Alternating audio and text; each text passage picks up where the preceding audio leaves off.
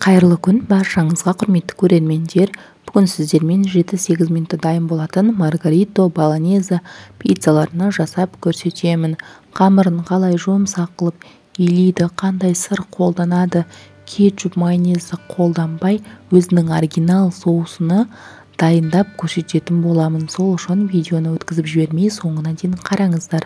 Пиццаға қажетті заттардың барлығını описание бөліміне жазып қалдырдым. Алдымен пиццамыздың қамырын дайындап аламыз. 175 грамм суымызға 1 шай қасық қант қосамыз. 1 шай қасық ашытқы қосып, жақсылап араластырып, бетін жауып 10 минутқа қойып қоямыз. 10 минуттан соң ашытқымыздың беті өзі кішкене көпіріп шығады. Сол уақытта 350 грамм ұнымызға құямыз. 25 грамм зайтун майын құямыз. Жарты шай қасық тұз саламыз. Араластырып қамыр илейміз.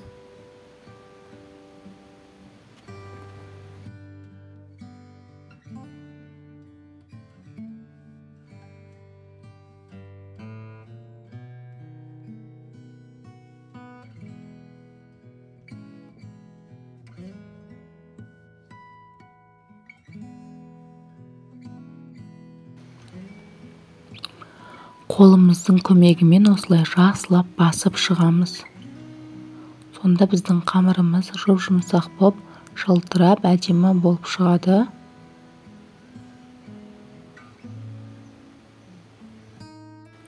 Қамырымыз дайын болды. Бетіне сұйық май жағып, пакетке салып, көтерілгенше шамамен жарты 1 сағатқа жылы жерге қойып қоямыз.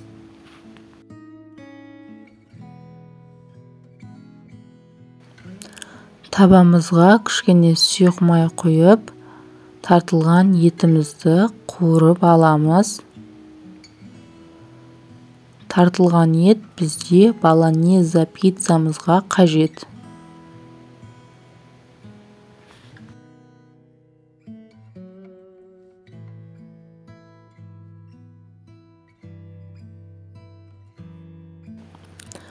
Осылай араластырып отырамыз.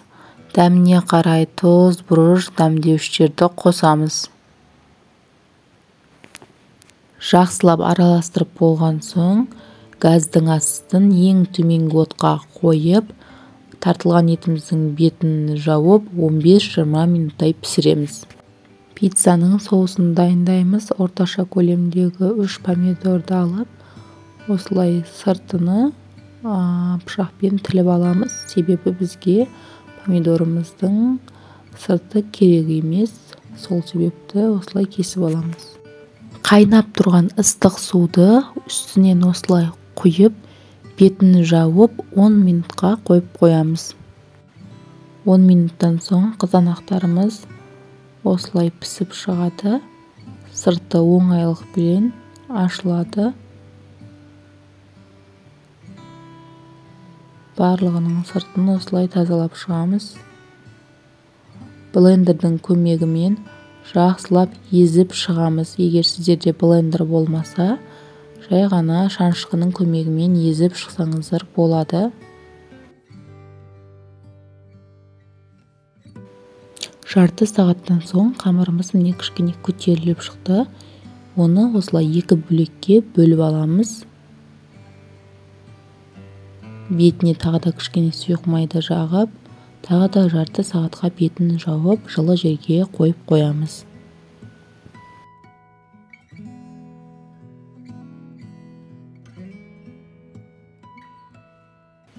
Пиццамызға мен осындай Бонафестаның моцарелласын қолдандым.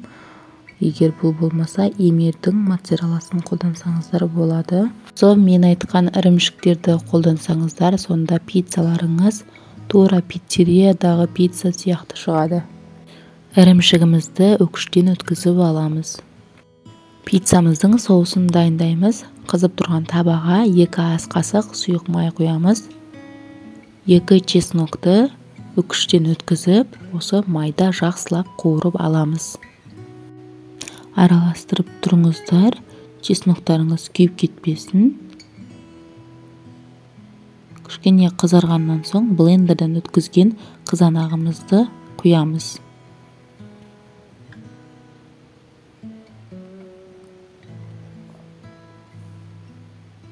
Жарты шай қасық тәтті ашты бұрыш саламыз.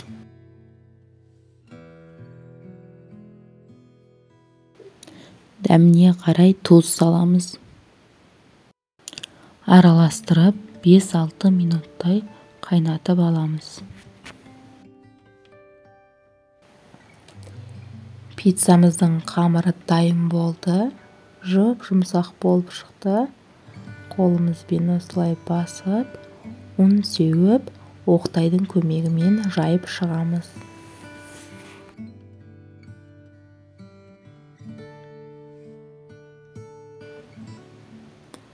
Қамырымызды қатты жұқа емес, қалың да емес, орташа көлемде жайып шығамыз.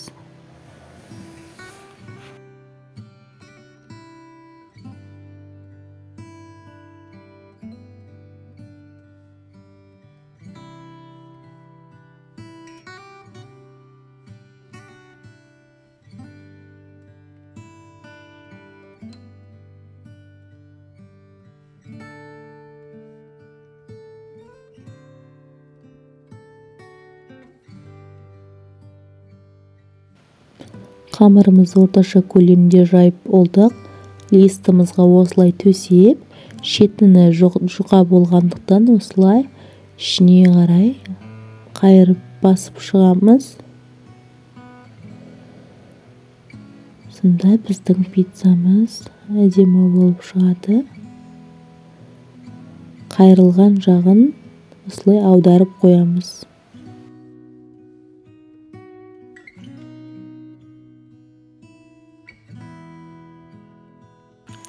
Пиццамыздың соусын құямыз.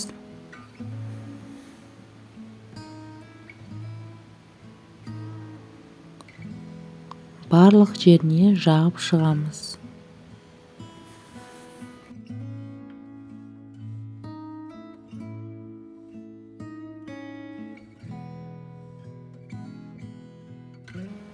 Соустың үстінен ірімшігімізді сеуіп шығамыз.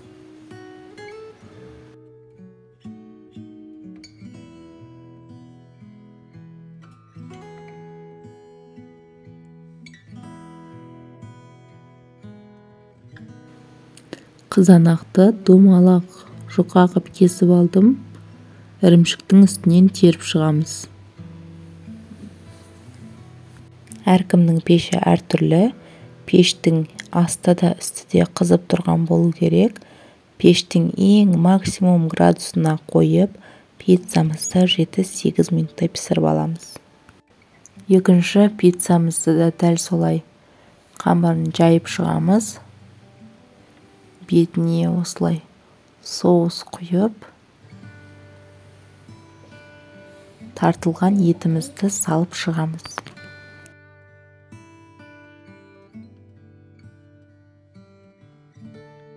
Тәтті бұрышымызды жұқа қылып кесіп қойып шығамыз.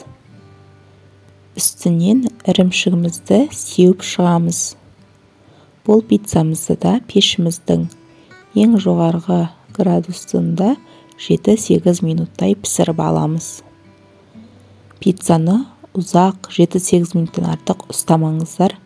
Әйтпесе қамыры қатты болып, ірімшігі кеуіп кетеді. Мінеке, көріп тұрғандарыңыздай біздің пиццериядағы сияқты пиццамыз дайын болды. Менің отбасыма қатты ұнады. Егер де сіздер де дәл осы мен айтқан әдістермен жасап көрсеңіздер, міндетті түрде пиццаларыңыз пиццериядағы сияқты болып шығады. Құрамына да артық затты қажет етпейді. Ең маңыздысы мен айтқан ірімшікті қолдансаңыздар болды. Әрі көп уақыттарыңызды алмайды. Бар жоғы 7-8 минутта дайын болады. Видеоны соңына дейін қарағандарыңыз үшін рахмет. Каналыма тіркеліп, лайк басып, комментарий жазып қолдап кетсеңіздер.